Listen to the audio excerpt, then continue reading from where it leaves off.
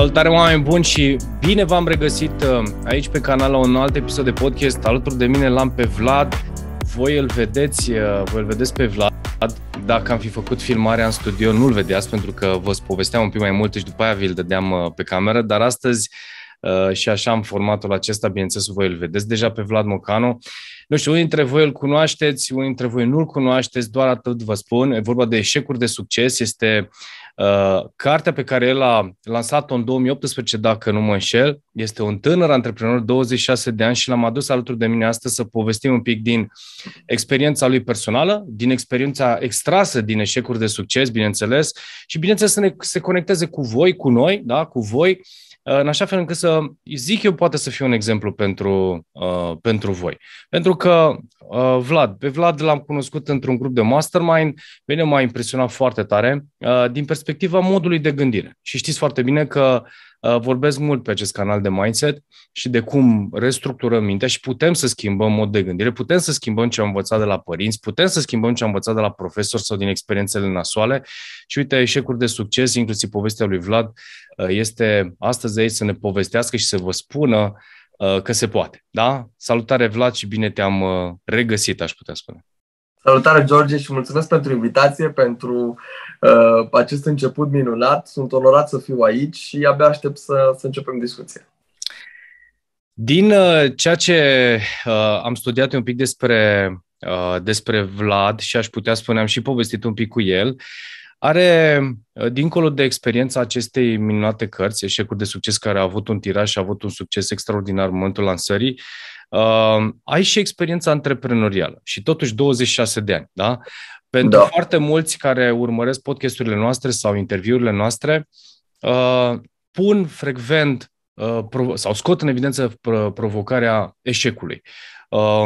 Cumva, dacă o să avem eșec, cum gestionezi eșecul și așa mai departe. Și le spun, fraților, pentru că sunteți foarte tineri, aveți tot timpul din lume să eșuați. Pe lângă faptul că oricât de bun ar fi planul, mai există un plan divin pe care asta este părerea mea și acum despre asta vorbesc, există un plan divin care de multe ori nu se potrivește cu planul tău. Deci poate să fie cel mai bun plan, poți să ai absolut tot ce-ți dorești, dar dacă nu se potrivește cu planul divin și nu se aliniază planetele așa pe într-un limbaj mai simplu, lucrurile nu or să funcționeze. Și atunci eșecurile în sine sunt exact, eu le zic întotdeauna, ca la flipper. Cei care sunt mai în vârstă știu, e biluța aia care se plimbă, sunt tot felul de obstacole pe care, sau eu știu, palete, da? Prin care tu te deplasezi exact pe traseul sau pe traiectoria în care tu ești construit să strălucești. Și atunci aș vrea să te întreb de prima întrebare, Vlad. Prima oară, cum ai ajuns la Eșecuri de succes? Da? Deci cum ai ajuns să folosești Eșecuri de succes, să folosești experiența antreprenor pentru a crea această carte? Păi, am să fac așa o scurtă introducere în peisaj. Totul a început din dorința de dezvoltare și din a-mi depăși condiția. Eu sunt din Oradea, m-am născut și am crescut în Oradea, iar în momentul în care am terminat liceul, mi-am dat seama că am fost la un curs. Așa a început de fapt totul. Am fost la un curs în Cluj și mi-am dat seama cât de în spate eram față de restul, copiilor de vârsta mea. În Oradea am fost la un liceu bun, eram ok, dar am ajuns la un alt nivel. Și atunci mi-am dat seama, Vlad, am avut o discuție onestă cu mine. Mi-am zis, ok, Vlad, ai nevoie să faci ceva dacă vrei, nu știu, ce faci cu viața ta? Ce se întâmplă mai departe? Cumva, după ce am terminat liceul, datorită unor probleme de sănătate, și spun asta datorită intenționat, pentru că am trecut printr-un proces de maturizare forțată, o maturizare forțată care m-a ajutat un pic să văd altfel lucrurile, să înțeleg de fapt, să apreciez sănătatea, să apreciez puterea de muncă, să apreciez faptul că pot să mă trezesc în fiecare zi și să lucrez. Ceea ce cumva m-a maturizat timpuriu și mi-a dat o nouă perspectivă, iar cumulat cu acest eveniment aș putea zice că am intrat în o nouă etapă a vieții mele. Și atunci a venit momentul în care m-a întrebat, ok, hai să vedem ce faci, la ce ești tu bun. Okay. Și bineînțeles că n-am știut, adică am zis, băi, nu mă cunosc, nu știu cine sunt eu, nu știu la ce sunt bun, hai să văd cum aș putea să aflu treaba asta. Și atunci un prim pas logic în perioada respectivă a fost să încep să fac voluntariat. și am început să fac voluntariat într-un ONG pe care l-a înființat un fost coleg de clasă, cu care am păstrat și păstrăm legătura până în prezent. Și am făcut vânzări pe partea de fundraising. Practic, am început să adun fonduri pentru proiectele pe care le demaram. Ulterior am început și demarat propriile mele proiecte și mi-am dat seama, ok, adică a fost o ocazie foarte bună să administrez niște resurse, să aduc niște resurse, să-mi dau seama la ce sunt eu bun și la ce nu sunt bun. Și ce mi-ar plăcea măcar teoretic să fac voi mai departe. Și asta la vârsta pe care o aveai atunci, pentru că voi descoperi în următorii ani și alte noi calități și nu vei mai vrea anumite. Aoleo! Avem așa, le zic tinerilor și în special acolo unde sunt invitat și în toate episoadele sau în TV ăsta, acțiunile pe care le fac, e ca și cum te-ai grăbi să atingi un lucru, după care stai și te gândești acum ce. Corect. Știi? Jim Carrey a spus o chestie foarte mișto, că ar fi foarte bucuros și își dorește să ajungă toată lumea să obțină absolut tot ce și-au dorit. Faimă, bani, mașini, absolut tot, ca să-și dea seama că de fapt nu acolo stă fericirea. Corect. Și că e un cumul de factori și nu vorbim doar de acest aspect. Este esențial, e necesar să fim serioși, adică nu e cineva care exclude, dar nu într-acolo stă neapărat. Că, uite, spune mai devreme, că ai trecut într-o provocare de sănătate. Corect. Și degeaba ai fi avut, poate primeai de la părinți, moștenire, habar, câștigai la loto, făceai un business online din pat sau, eu știu, din poziția în care erai. Pe de altă parte, stai și te gândeai, asta este fericirea. Asta este ceea ce îmi doresc de fapt. Și atunci, uite, aici este... Aș vrea cumva prin intermediul acestui interviu, așa simt, să dăm un boost sau o mai multă claritate vis-a-vis, că nu e numai de experiența ta sau a mea, este și experiența celor pe care ai povestit. Deci, în esență, ai folosit eșecul pentru a da boost. ONG pe care te-ai mutat în carte și așa mai departe. Deci, cumva, povestea aceasta, experiența, deja cumva te-a condus către a te dezvolta și ai spus ce ar fi să. Corect. Ce ai învățat? Și acum urmează întrebarea. Ai lansat această carte fabuloasă pe care clar o recomandăm. Noi o să o punem în descrierea acestui interviu. Ce ai învățat? Ce am putea să le transmitem? Păi, procesul de învățare, bine, toată viața noastră este un proces de învățare. Dar partea cu eșecul vine după ce am avut cam 2-3 ani în zona non-guvernamentală și m-am dat seama, ok, e mișto, am făcut niște proiecte, am învățat, dar e momentul să produc niște bani. Adică e nevoie momentul să mă întrețin. Aveam aproximativ 20 de ani, 19-20 de ani și am zis, bun, hai să vedem cum pot să fac niște bani, pentru că am nevoie și eu, nu știu, banii mei, ca să mă descurc, să nu mai depind de părinți. Și atunci am zis, așa, a fost un context, un moment de context să încep business, să fac business. La momentul respectiv, fostul meu partener, care mi este și o rudă mai îndepărtată, avea o firmă de IT în care am intrat în prima instanță tot pe partea de vânzări. După scurt timp am ajuns să conducem firma împreună. Asta s-a întâmplat de la 19 până la 23 de ani. Am administrat împreună o firmă de IT, iar ulterior, după ce ne-am crezut că suntem buni antreprenori și că putem să gestionăm mai multe firme în paralel, am achiziționat și o cafenea. Deci cam un an de zile am condus în tandem, am fost 3 parteneri, 2 business-uri, o firmă de IT și o cafenea. Aveam o clădire mai mare, sus era firma de IT, jos era cafeneaua. Bineînțeles că am trecut prin toate greșelile posibile, adică am făcut de la A la Z, am luat manualul de greșeli și le-am făcut pe toate. Iar rezultatul inevitabil a fost faptul că am fost nevoiți să închidem, dar cumva forțați, pentru că noi, nebunia noastră, continuam. Eu am revenit într-un episod destul de periculos din punct de vedere al sănătății. Am fost forțat să mă opresc. Și atunci a fost momentul în care am zis, ok, avem 3 ani și jumătate, rezultatele întârzie să apară, nu e asta o problemă, dar uite că primim semnale pe alte părți, cumva viața ne arată că, băi, poate nu suntem în direcția cea bună, hai să vedem cum putem să reconfigurăm traseul. Și a fost momentul în care greu a fost, adică inclusiv și din spital lucram. de pe patul de spital, aveam, nu știu, făceam vânzări către clienți sau vorbeam cu clienții sau gestionam. Adică mi-a fost super, super greu să pun stop până când am făcut tot așa.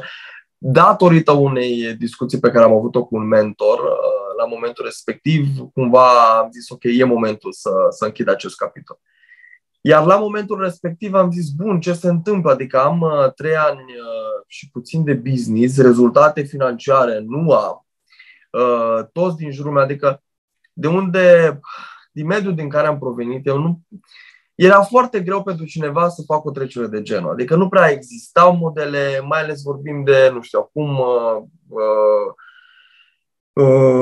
6 ani, aproape 7 ani, în Oradea, nici nu era boom-ul acesta cu internetul, adică nu aveam atât de multe modele care să ne inspire să facem trecerea, nici nu erau evenimente de business în țară, nu-mi permit în Oradea nu erau foarte multe evenimente de business în Oradea, nici nu permiteam să merg în afară pe la 20 de ani, prin, nu știu, nici măcar în țară. Nu mai vorbim de evenimente din afara țării. Din afara țării, da. Corect. Și atunci a fost destul de greu să-mi dau seama sau să aduc, să canalizez o energie pozitivă în tot procesul ăsta. Și au venit niște frustrări, bineînțeles. Iar după 3 ani de zile, când n-am primit sprijin nici din partea familiei, prietenilor, în care toată lumea, cumva, ți-am zis eu că nu e bine să faci asta, sau mai bine făceai asta, sau mai bine făceai asta, m-am trezit în punctul în care toată munca pe care am depus-o cumva a fost în zadar. Și pentru mine a fost un moment tip Phoenix, un moment zero, un moment în care pur și simplu veneam după un episod dificil de sănătate, nu știu, 3 ani de zile în care am muncit de, nu știu, 7 zile din 7. Și eram pus în fața adevărului în care, ok, hai să vedem de ce ești făcut cu adevărat. Ori renunți și pur și simplu, nu știu, te angajezi și, nu știu, faci orice altă chestie. Și asta cu angajatul nu e neapărat ceva rău. Adică nu e... Nu, foarte bun. Dar pur și simplu, la momentul respectiv, aveam nevoie să-mi dovedesc, să prind încredere că pot eu cap-coadă să gestionez un proiect. Asta era cel mai mare lucru de care aveam nevoie la momentul respectiv. Și singura soluție, repet, la momentul respectiv a fost să încep un proiect pe cont propriu. Acum, cu toată experiența pe care am acumulat-o în tot acest proces, n-aș fi zis, adică n-aș zice nu nici la un proces, nu știu, la o poziție de intraprenoriat într-o companie dezvoltată, pentru că poți să înveți foarte multe chestii. Dar asta e altă discuție. Corect.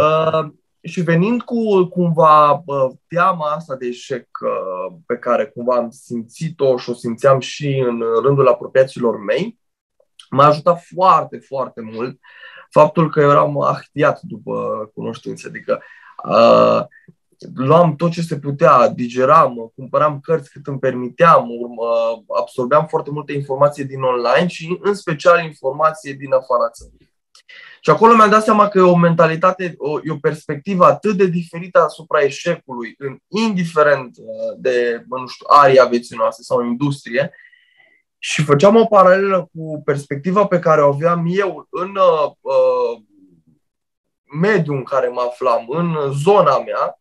Iar ulterior, m-a ajutat foarte mult și faptul că am intrat în grupul antreprenorilor din România, într-un grupul de moderatori de admin în acest grup, și am avut ocazia să discut direct cu antreprenori care se aflau într-o altă etapă a vieții. Ce tare. Și atunci a fost momentul în care am văzut perspectiva asupra eșecului în afară. Am început să discut cu antreprenori care atunci aveau un nivel de succes și să-mi dau seama că și ei au trecut prin multe dificultăți, prin multe greutăți, prin eșecuri, doar că societatea nu prea promovează asta și nu prea vorbim și vedem un antreprenor nu știu, care poate are nu știu, mașini, proprietăți, excursii, un stil de viață luxos și ne gândim că, mamă, ce ușor i-a fost. Și am zis, ok, hai să-mi iau eu misiunea asta, hai să fac un turneu, un maraton de interviuri cu antreprenorii din țară și să discut despre procesul real de business. Băi, spuneți-mi mie, sunt un tânăr de 23 de ani, în 2018 la începutul anului, da. În 2018, în 2017, de fapt, am început proiectul. În decembrie am început campania de crowdfunding. Asta e altă poveste, pentru că n-am avut bani să fac cartea, bineînțeles. Venisem după business în care n-am făcut bani, adică n-aveam de unde și prima provocare a fost ok, ai fără rost de bani, 2017. Ce pot să fac? Fă o campanie de crowdfunding. Am făcut un video cu mine și programatorii din firmă care țineau laptopul și camera. A fost, e funny toată amintirea. Și am făcut o campanie de crowdfunding în care am spus, băi, uite, vreau să fac asta. Ăsta este proiectul, asta este misiunea, asta îmi doresc să schimb și voi face asta. Dacă vrei să mă susții, fă o precomandă de carte. Și în momentul în care lansezi cartea, primești cartea mai rapid, ți-o semnezi, facem o poză și așa mai departe. Și am strâns vreo 15.000 de lei. Bani care au fost suficienți ca să încep proiectul, să deschid firma, să fac un design pentru carte, cam tot ce aveam nevoie ca să încep și să demarez proiectul. Iar în 2018, noiembrie 26, am avut prima lansarea de carte oficială a proiectului. Foarte tare. Deci cam asta e procesul ăsta. Asta e povestea din spate. Oameni buni, pe de o parte spuneam că știu destule, dar să știi că în așa detalii nu știam despre tine, Vlad, și mă bucur enorm. Știu multe alte lucruri, dar pe asta nu le știu.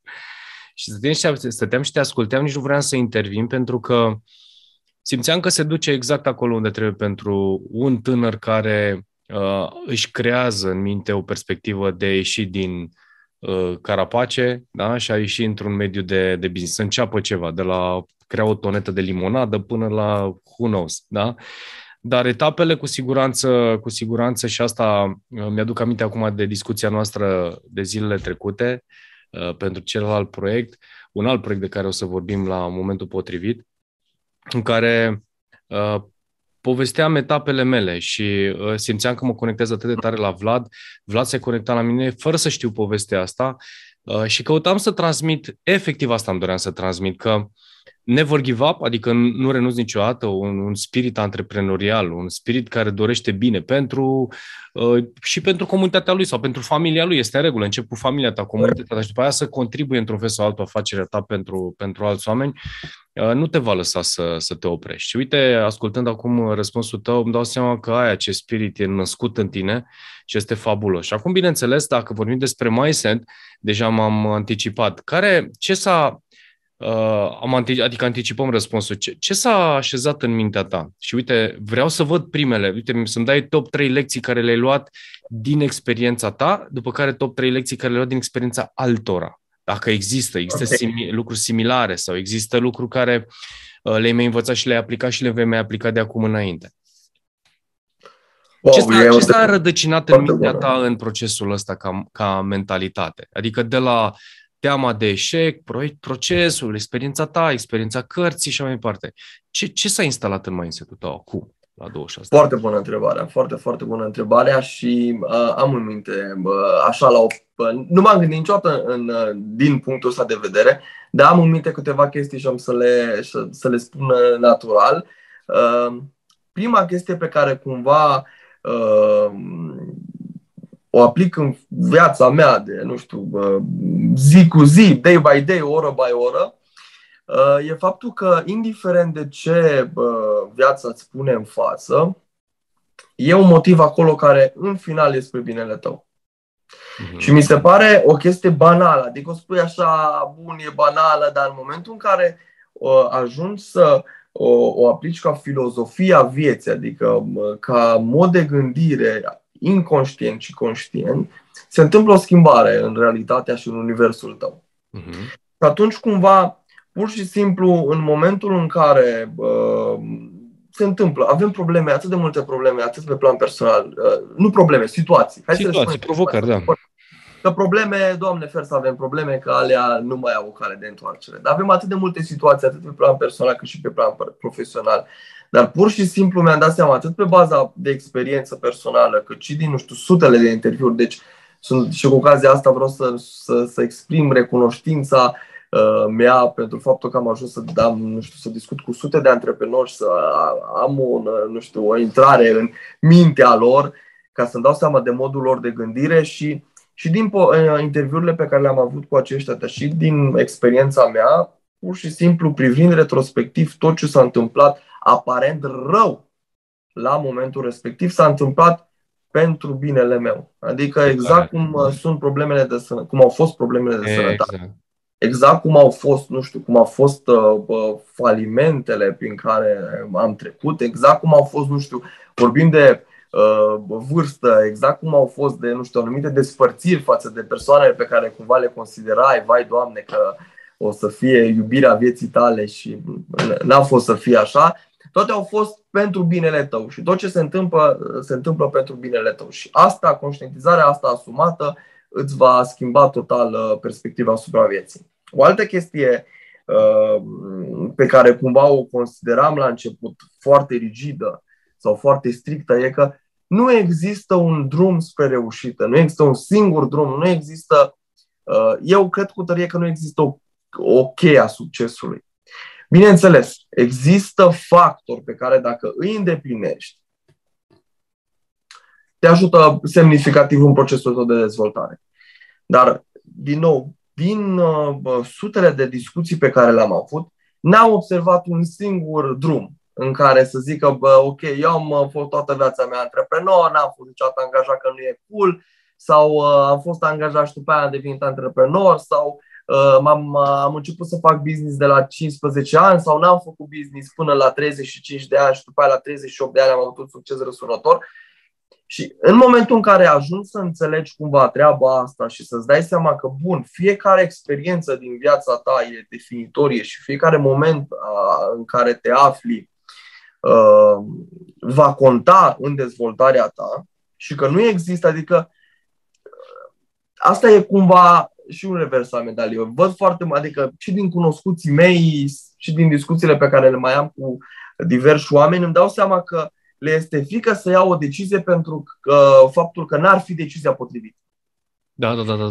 Și cumva eu nu cred că există decizii potrivite. Adică decât să nu iei o decizie și decât să nu începi proiectul ăla sau decât să nu iei jobul ăla și să stai așa într-o zonă în care să nu faci nimic, mai bine citești cartea aia, mai bine faci cursul ăla, mai bine faci proiectul ăla sau iei jobul ăla, pentru că automat se vor întâmpla alte lucruri și o să-ți deschidă noi orizonturi care se vor duce iar în alte părți și mai devreme sau mai târziu cred cu tărie că dacă muncești și ești consecvent în dezvoltarea ta și în autocunoașterea ta, apropo, care mi se pare cel mai important lucru și probabil una dintre misiunile noastre pe care le avem pe acest pământ, să ne cunoaștem pe noi, să vedem cine sunt cei, e un proces foarte mișto prin care trec acum mult mai conștient și aprofundez mult mai mult această latură, vei ajunge acolo unde ție destinat sau predestinat să fii. Mai devreme sau mai târziu, nici aici, nu știi când, la ce vârstă, când e momentul la care ajungi. Și o ultimă chestie și nu știu, n-aș ști neapărat dacă aș putea să le clasific, dar o chestie cel puțin la fel de importantă ca și celelalte două, și Narcis îmi place că spune foarte frumos despre acest subiect, minte, corp și spirit. Adică nu există un echilibru sau nu poți să dezvolți o viață prosperă dacă neglijezi una dintre aceste trei laturi. Și mi s-a dovedit, adică cumva, apropo, George, de univers, de ce se întâmplă, adică viața m-a testat pe fiecare plan. Adică mi-am dat seama, nu știu, pe la 18 ani aveam o perioadă de 6 luni de zile în care mă trezeam dimineața cu un rău absolut, în fine, treceam pe niște episoade groaznice. Și tot ce îmi doream la momentul respectiv, nu știu, mă rugam eu în gândul meu să duceam, Doamne, ține-mă sănătos că vreau să lucrez atât. Nu-mi trebuie altceva. Nu știu, nu-mi da tu. Lasă-mă pe mine să fac sau nu știu, de ce nu pot să fac asta? Și era o energie foarte, foarte grea atunci și o frustrare foarte mare pentru faptul că nu puteam. Adică puteam, dar era extrem de greu. Adică era foarte, foarte greu față de cum mi-e acum. Și când mai am o zi în care mi-e lene sau în care, băi, n-am ce să fac asta, mi-aduc aminte. Păi stai puțin, prietene. Te trezești, ești așa, ce se întâmplă aici? Ia un pic, revino-ți, că nu e chiar așa situație. Pe de altă parte, partea fizică, sportul, cumva s-a legat de faptul că, ok, problemele de sănătate au luat foarte multe medicamente, foarte multe medicamente Și din păcate, sau nu știu, așa a fost să fie, de fapt nici nu din păcate, așa a fost să fie ca să învăț și lecția asta. Am neglijat sportul și sănătatea și să fac un pic de mișcare și investeam foarte mult în mintea mea, în intelectul meu, până când m-am trezit, în Oradea stăteam la etajul 8, mă rog, acum stau la etajul 9, dar am o condiție fizică mult mai bună și a trebuit să merg pe scări cu bagajele până la etajul 8, s-a stricat liftul. Și am ajuns la etajul 8 și efectiv am crezut că leșin, gâfâiam cu niște bagaje și am zis, băi, stai puțin, că ai 24 de ani, da, 24 spre 25 de ani am, că împlinesc 2 ani și jumătate, 2 ani și puțin de când fac sport, nu mai știu exact, undeva în 24-25, irelevant, ai vârsta asta și tu gâfâi, adică nu poți degeaba oricât de deștept ai fi dacă gâfâi și nu o să te țină carcasa asta, nu o să reușești în maratonul vieții. Că viața e un maraton, e un sprint. Și atunci hai să facem acțiuni și demersuri în care să avem grijă de tot, de fiecare parte a corpului, spiritului și minții noastre. Și atunci am început să fac sport. Atunci am început să fac zilnic sport, să fac 5 antrenamente pe săptămână, 4 antrenamente minim pe săptămână și de 2 ani și puțin, bineînțeles cu perioadele de deload, perioadele de descărcare, adică periodic e bine să-i dai organismului câteva zile sau o săptămână pauză în care să se liniștească puțin. Mă antrenez cam de 4-5 ori pe săptămână și am început inclusiv să și diversific zona asta, pentru că nu e vorba doar să mergi la sală și să-ți umfli mușchii, contează și un pic de yoga, să faci un pic de stretching, să-ți echilibrezi puțin corpul, poate faci un pic, nu știu, sport de contact ca să-ți antrenezi viteza de reacție, adică sunt multe chestii pe care poți să le faci aici. Și intrăm în ultima, nu știu, bifă ca să ai acest trio excelent, partea sentimentală, partea spirituală, emoțiile noastre, care sunt definitorii și fără un control al emoțiilor, e greu să faci performanță. Pentru că indiferent de cât de bun antreprenor ai fi și cel mai bun om de vânzări posibil din România, ai un fizic excelent, trup munți, adică corpul tău duce, dar la primul eveniment tragic se desparte iubita, soția de tine, Doamne fer, se întâmplă un eveniment mai nefericit, ești varză. Și ajungi emoțional în momentul în care nu mai poți să treci peste acel moment și efectiv îți dai seama că, nu știu, tot universul tău s-a destrămat. Și atunci e foarte important să ai grijă și de această latură. Și pe mine m-a stat foarte mult că am trecut printr-un proces de terapie pe care o recomand oricui și care m-a ajutat foarte mult să mă cunosc pe mine, să îmi dau seama puțin, să merg mai înăuntru meu. Și asta cumva e o sumarizare a celor 3 aspecte. Două lucruri vreau să completez, pentru că nu vreau să te întrerup, pentru că chiar poveștile tale sunt faine și pentru cei care se conectează la tine este fabulos.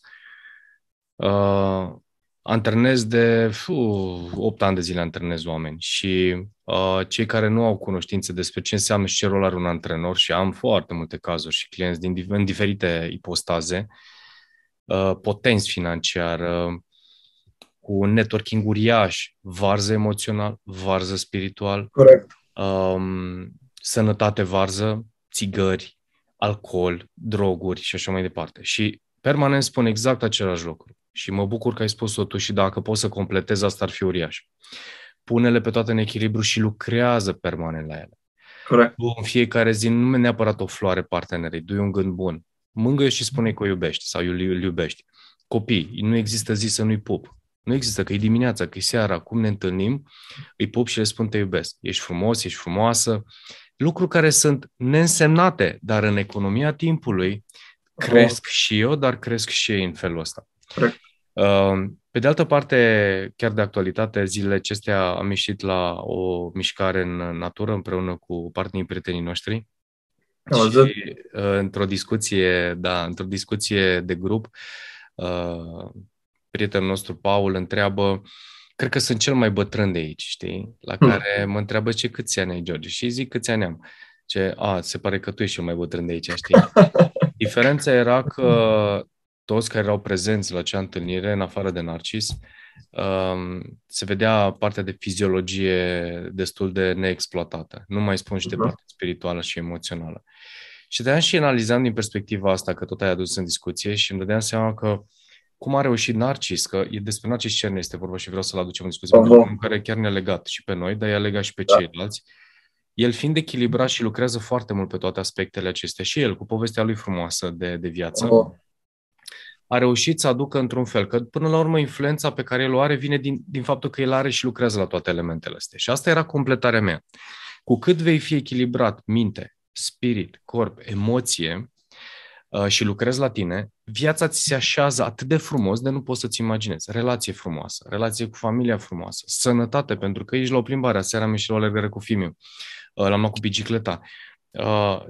Am ajuns am eu o bornă la care mă opresc, am stat 5 minute în meditație în fața soarelui. El se uita la mine așa uimit și nu înțelegea ce fac, știi? Și nu i-a zis nimic, am lăsat doar să vadă. Pentru mine a însemnat foarte mult. Ce vreau să spun este că armonizarea se creează în momentul în care intri în bucla asta. Corect. Și este atât de fain dacă înțelege cineva că nu poți să dai randamentul la adevăratul tău potențial, dacă tot vorbim că tot aleargă toată lumea după bani și după asta, dacă tu ești dezechilibrat în celelalte arii. Pentru că eu știu ce înseamnă și personal asta din câteva experiențe, dar și din experiența acumulată ca antrenor, resursele care se pierd financiar pentru a întreține 1, 2, 3 relații. Pentru a sta la masă cu X, Y, Z care sunt poate mai bogați decât tine, pentru a cumpăra o mașină care nu este neapărat la bugetul tău, dar să arăți bine. Și eu îmi dau seama și zic, băi, tu nu vezi că te dezechilibrezi? Stai la masa nepotrivită? Tu nu vezi că nu este necesar să faci lucrul ăsta? E necesar să te pui în ordine și lasă totul să se desfășoare în cursul normal, deci lucrează la chestia asta. No. Povestea lungă cam asta este, povestea lungă scurtă și caut să transmit în orice, cum pot, lucrez cu mine și transmit. Mi-a spus cineva în același context, zice, George, de atât de multe videouri, este fabulos că te ai. Și zic, știu și este foarte multă valoare, dar este un produs sau este o sumă de informații care va ajunge atunci când este potrivit, inclusiv pentru mine, și eu poate încă n-am ajuns la maturitate la care trebuie să ajung, poate eu mai am de lucrat la asta și sunt împăcat cu asta, dar nu mă opresc. Siguranță, da. Nu mă opresc să aduc oameni minunați în interviu, nu mă opresc să continui să fac ceea ce am de făcut. Pentru că într-o bună zi, toată sămânța și munca mea va da roade. Și dacă nu va da roade pentru cei care urmăresc canalul de YouTube sau se închide, știu sigur că am câteva roade acasă, că este soția mea, că sunt copiii mei, sora mea, care vor lua exemplul ăsta. Bă, n-a cedat, n-a renunțat. Și este suficient, pentru că fericirea asta în atât de puține borcane, că n-ai nevoie de multe borcane, ai de câteva borcane nevoie ca să fii cu adevărat împlin și fericit. Că putem să avem ocazia, cum ți-am spus, să ne vedem peste 20 de ani la un ceai undeva la Monaco sau mai știu unde în lume. Nu e nicio problemă, este foarte bine. Eu sunt un privilegiat că pot să fac asta. Și tu cu siguranță, dacă simți. Pe de altă parte, capul jos, să zic așa, cu smerenie și să-ți vezi de treaba ta. Așa, e o lecție foarte importantă asta. Foarte. Smerenie și mi s-a făcut piele de gând. Știi că am avut multe momente de genul. Este într-adevăr și dacă e să vorbim de ego și dacă e să vorbim în smerenie, cu siguranță fiecare, și vorbesc în nume propriu, acum ce mai corect așa, am avut nevoie de câteva lecții ca să îmi dau seama, sau ca să încep măcar să-mi dau seama de ce e importantă smerenia și de ce în momentul în care te lași ghidat de ego faci alegeri nepotrivite. Și le-am făcut, n-am făcut rău, Doamne fer nimănui, ci pur și simplu mi-am vindecat eu niște răni pe care le-am adus din copilărie apropo de procesul de cunoaștere și vindecare. Dar e foarte nesănătos să faci asta și te distruge, te consumă și te duce din nou tot într-o poziție de nefericire. Și aici ce înseamnă ego? Aici poate fi, nu știu, pentru fiecare cu siguranță. Uite, ca să vorbim și concret, mie îmi place să vorbesc concret. Cumva pentru mine a fost sărăcia o problemă. Și aici am avut câteva lecții, adică nu spun, Doamne fer, că am fost cel mai sărac copil, dar nu știu, și cred că și generația mea, adică de la 2 săptămâni viitoare fac 27 de ani, cei care sunt din generație cu mine, cumva, cred că sub o formă sau alta au trăit. Unii mai mult, unii mai puțin, asta nu știm, fiecare știe propria poveste, dar pentru mine aici a fost nevoie de lecții și în momentul în care am început să fac niște bani, am trăit un stil de viață pe care poate nu era momentul să-l fac, dar nu regret de nici 0,01%, pentru că mi-am demonstrat mie, ok, că nu de aici provine neapărat fericirea și că aveam ceasul, mașina sau, nu știu, experiența aia, n-am fost nici mai fericit, nici mai trist, adică era ok, se poate și cu și fără. Și asta m-a ajutat cumva să învăț, să-mi dau seama, bun, hai să vedem dacă nu-mi găsesc fericirea din astfel de momente, de unde pot să-mi găsesc fericirea. Și e mișto, e frumos. Ce fain ai zis-o și uite aici aș vrea doar să te completez, nimic nu vreau să schimb din ce ai spus, doar atât. Nu mai punem egal între fericire și bani. Pentru că, dar nu știu cum să o explic. E bine să lucrezi pentru bani și pentru lucrurile care ți le dorești, dar în egală măsură să lucrezi și pentru fericire. Fericirea este un proiect care merge în paralel cumva cu chestiunea asta. Dar ea vine dinăuntru. Chestiile vin din afară, ele se intercalează și îți dă sentimentul de împlinire. Dar fericirea în sine, ea vine dinăuntru, din faptul, din conștientizarea, din cunoașterea de sine. Și aici o super bine, care nu e un proces pe care treci, tu ai citit 20, 30, 30, 500 de cărți. Chiar vine pe experiențe. Cărțile completate de experiențe, deciziile, bune, mai puțin bune. Ai spus tu la un moment dat de parteneră. Habar n-ai dacă tot ce este acum este și pentru totdeauna. Corect. Nu ai cum să știi, e imposibil. Nu ai cum să poți... sănătos. Da, exact. Nu ai cum. Atâta vreme cât setările pe care tu le ai, le pui pe canale și după ce le lași să curgă, ce este interesant și este recomandare din perspectiva mea, să fii atent la momentele în care ești testat. Pentru că în momentele în care, în blind spot, vor fi momente întâmplătoare, intrat într-o intersecție, cineva a făcut nu știu ce, un prieten bun sau o cunoștință bună care nu te așteptai, reacționează într-un fel. Acolo este cel mai ușor să intre, să-ți spargă bariera de smerenie. Da? Să-ți spargă și să fii atent. Nu trebuie să trăiești alert, dar trebuie să fii atent. Și asta de aia zic că practice, da? Ca orice alt sport, ca meditația, ele, în momentul în care ești practic permanent, ești pregătit pentru momentele respective să zici, ok, este ok așa. Știi care e un test pe care universul ți-l dă apropo de, nici nu știu, de dezegolizare sau nici nu știu cum aș putea să folosesc un cuvânt. Și am trecut prin procesul ăsta și a fost interesantă ca experiență. N-aș spune că a fost, nu știu care ar fi cuvântul, plăcută, digerabilă, dar cu siguranță m-a întărit. În momentul în care ești pus în fața faptului de a renunța la tot confortul, de a renunța la toate jucăriile pe care ți le-ai cumpărat, de a renunța la, nu știu, stilul de viață pe care l-ai avut. Știi ce se întâmplă atunci, fascinant, George, și unde m-a ajutat pe mine să-mi dau seama? În momentul în care renunți la toate jucăriile, la tot ce am menționat mai devreme, îți dai seama că tot ce ai ești tu. Și atunci cumva te întorci în tine, te întorci la tine, îți dai seama că, băi, ok, mașina, nu știu, stilul ăsta de viață a fost.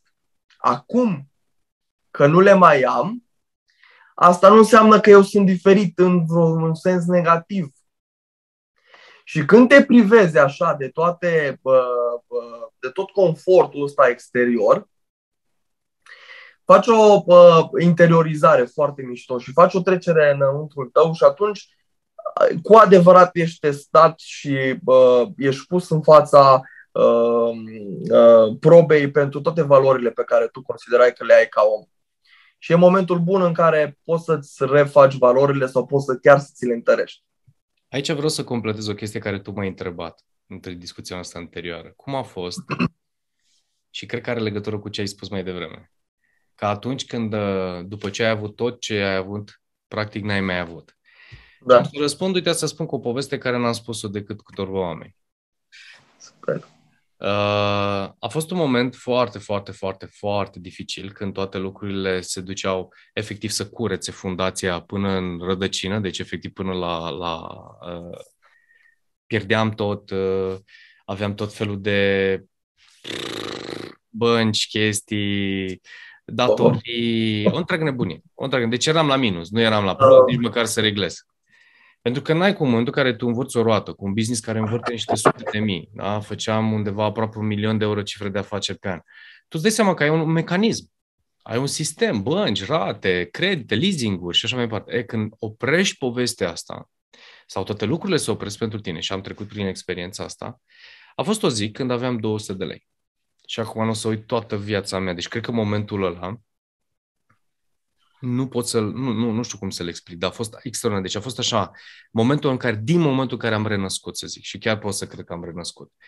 Mă sună soția mea că n-are niciun ban și că i-ar trebui 50 de lei de motorină și încă 50 de lei să oprească la un magazin alimentar să ia ceva de mâncare pentru seara. Deci mi s-a părut fabulos și zic, ok, zic eu să-ți dau transfer imediat 100 de lei, să ai să-ți alimentezi și așa mai departe. Iar eu cu cealaltă 100 de lei țin minte că am cumpărat de la Lidl niște mâncare și am mai avut 50 de lei în portofel. Amândoi aveam 50 de lei și țin minte că mă duceam spre casă și plângeam. Efectiv plângeam. Deci nu puteam să descriu chestia asta. Dar era un sentiment în care spuneam totul va fi bine. Nu știu, aveam feeling-ul ăla că totul va fi bine. Acum numai cartea asta a costat 250 de lei. E Curs de miracole care încă n-am citit-o. Urmează să o citesc. Vreau să mă pregătesc să o citesc. Am studiat-o înainte. Sunt cursuri să te învețe cum să citești cartea asta. Dar ceea ce știu, e o poveste interesantă legătură cu cartea asta. Se spune că 7 ani a fost scrisă de 2 profesori universitari, care doamna care e creatoarea împreună cu profesorul, un coleg, spune că Iisus Hristos i-a dictat-o. Efectiv i-a dictat cartea. E o poveste interesantă, dar trebuie să o studiezi. Eu nu am simțit că când mă bag în ea am să mă bag cu totul și vreau să o aprofundez. Trecând la povestea asta, îmi dau seama și poate cu ocazia asta transmitem acel lucru care e important de transmis. Poți să renaști de nenumărate ori. Am fost în punctul acela, nu mai sunt în punctul acela, știu ce traiectorie am lucrat, știu în ce direcție sunt. Știu că sunt anumite lucruri pe care poate n-am cum să le, să le șterg dintre mine și nu vreau să le șterg, pentru că nu vreau să le șterg.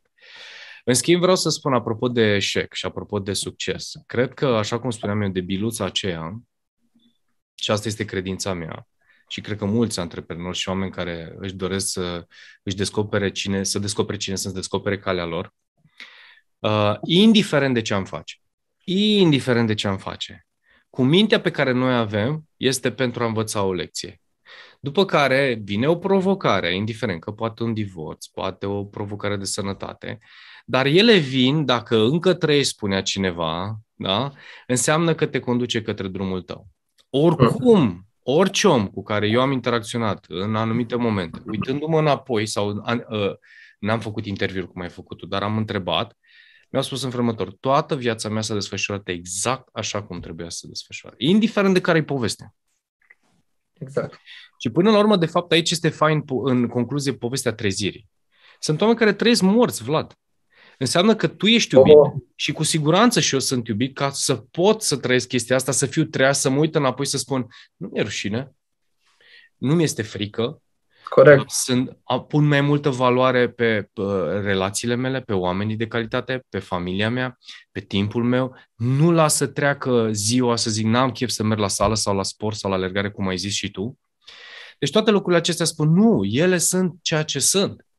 Ele au adus să mă aduc în spațiul ăsta. Cum să fac? De ce să nu fac? De ce să fac altfel? Așa trebuie să fac. Corect. Și uite ca și o chestie care din nou merge mânușă pe ce am discutat până acum. Pentru mine, 2 chestii vreau să spun aici. Apropo de asumare și de faptul că nu ți-e rușine.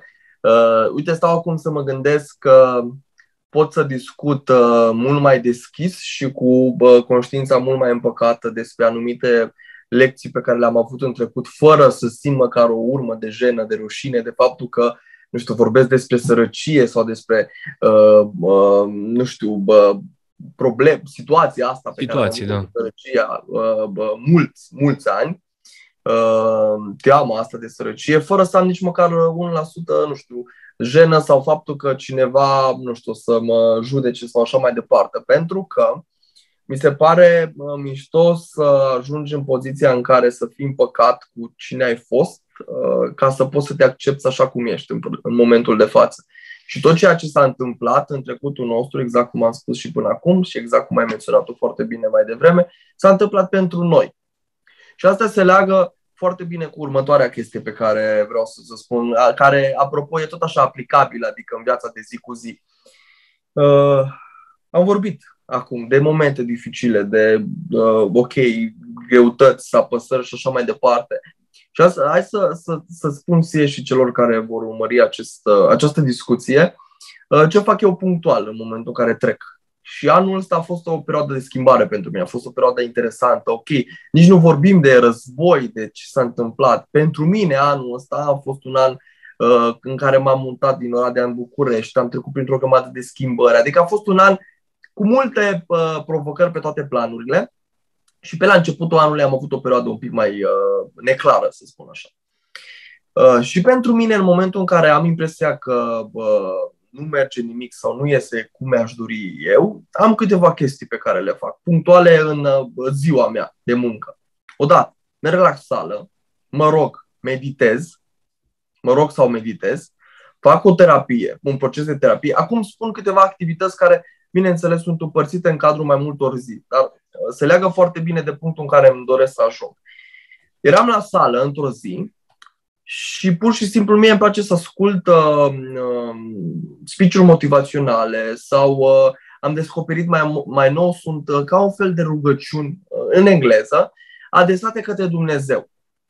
Deci e o rugăciune adresată către Dumnezeu, iar tipul respectiv spunea și mi-a rămas în minte, George, și crede-mă că apropo de plâns, am plâns pe amintirea și pe momentul ăla. Și zicea în felul următor: L-am rugat pe Dumnezeu sau Universul sau spune, nu știu cum, fiecare cu propria sa credință, să mă întărească. Vreau să fiu mai puternic, vreau să fiu mai înțelept. Și cum aș putea să fac acest lucru dacă nu trecând prin situații, prin momente grele care să mă întărească? Cum pot să mă aștept eu, deși mi se face pielea de găină, să devină o variantă mai puternică, dacă nu sunt pus în fața faptului de a mă întări? Și asta, de fapt, cred eu că se întâmplă prin, nu știu, toate situațiile pe care le întâmpinăm în viață. Și eu n-am întâlnit, așa ai spus și tu mai devreme, om sau antreprenor care să facă performanță și care pe un, nu știu, palier al vieții să nu fi avut dificultăți chiar majore.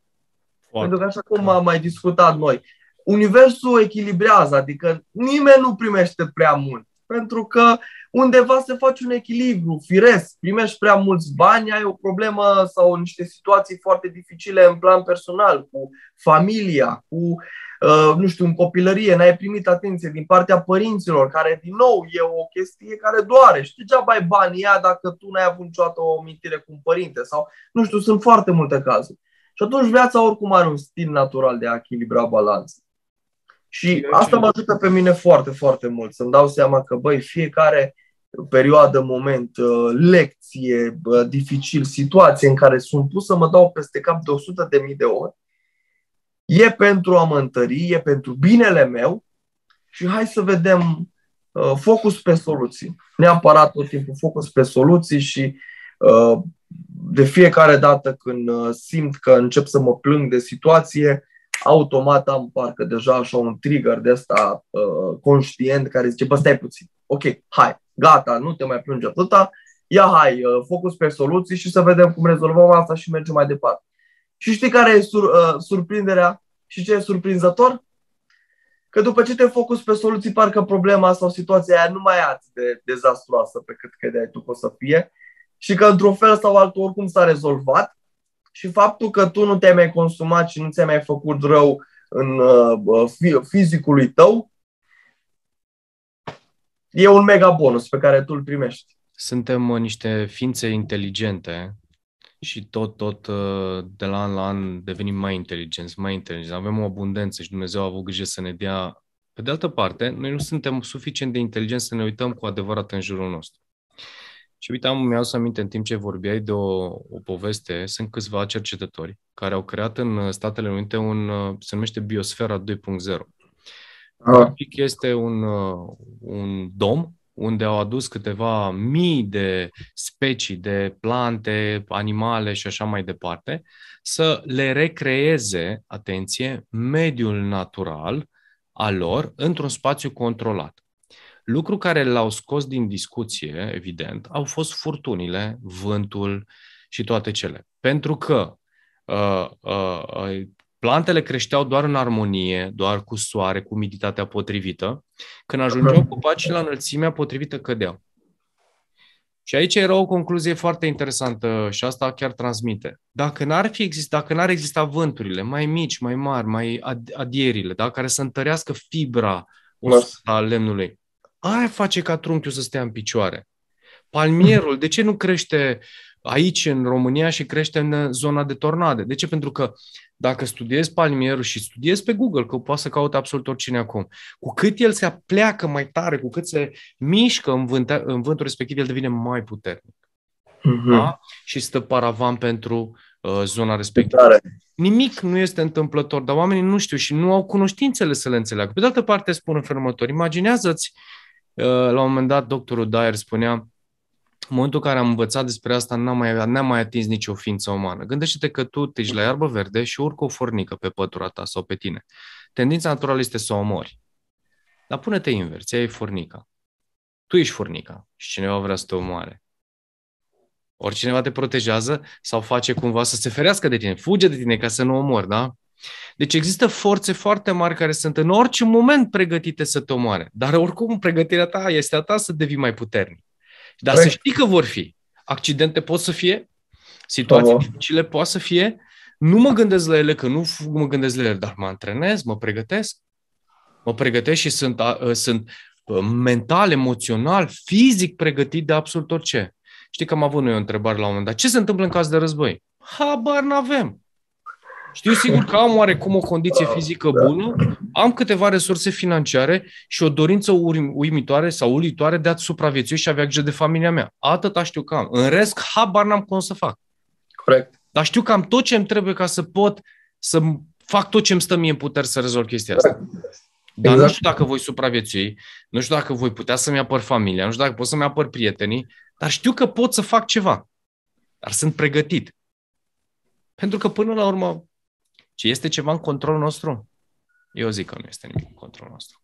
Avem o iluzie falsă a controlului. Faptul că cu cât începi să-ți dai seama că ești în natură, în curgere, acolo simți că ești mai mult în control și în libertate decât atunci când crezi tu că deții control.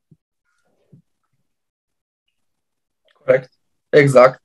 Și ce aș mai spune, cumva, propria definiție pe care mi-am format-o asupra controlului e următoarea. Și chiar sunt curios de părerea ta. Deci, din punctul meu de vedere, controlul e în felul următor.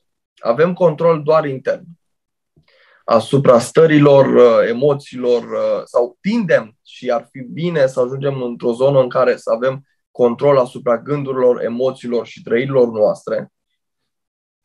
Iar controlul, adică controlul exterior, vine dintr-o proiecție a interiorului nostru, dintr-o proiecție a controlului pe care noi îl avem în interior. Și atunci, faptul că în exteriorul nostru se întâmplă bine sau se întâmplă lucruri frumoase sau faptul că noi vedem bine în ceea ce se întâmplă, e datorită controlului nostru interior.